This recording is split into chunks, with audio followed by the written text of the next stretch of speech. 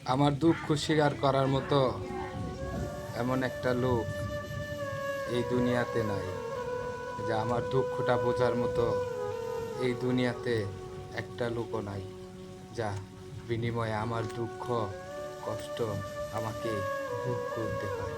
তাই তো বলছি রে ভাই, এই দুনিয়াতে দুঃখ বোঝার মতো এই দুনিয়া একটা লোকও নাই, যার দুঃখ বুক ভরে কান্না আসে।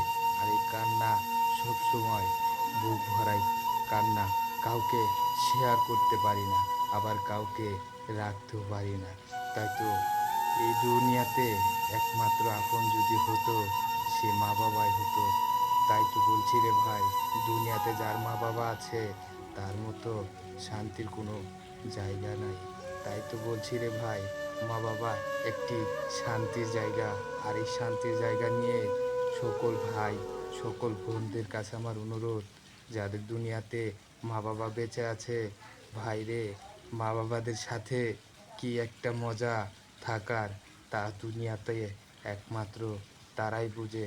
তাই তো বলছি রে ভাই, এই দুনিয়াতে মা বাবা ছাড়া দুনিয়াতে শান্তির জায়গা আর কোথাও নাই। দুনিয়াতে যাই কিছু করো না ভাই, সবাইকে বলবো ভাই, সবচেয়ে শান্তির জায়গা মা বাবাদেরকে নিয়ে একসাথে থাকা।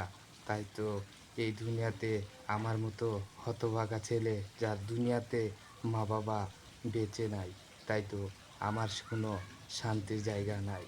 তাই তো তোমাদেরকে বলছি, এই শান্তির জায়গা কখনো হারিয়ে ফেলো না, আর আমার মতো কান্না করেও পাবে না। তাই তো প্রতি মুহূর্তে সেই মাকে মিস করি, সে বাবাকে মিস করি, যা প্রতি মুহূর্তে আমি কেঁদে যাই। আর এই কাঁদা আমার কেউ শোনার মতো একটা লোকও নাই। তাই ভাই, সবাইকে বলি, মা বাবা সবচেয়ে শান্তির একটা জায়গা। আর এই শান্তির জায়গা যদি হারিয়ে ফেলো ভাই, আর কখনো শান্তির জায়গা পাইবা না।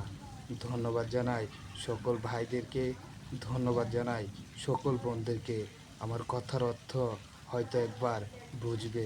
ধন্যবাদ।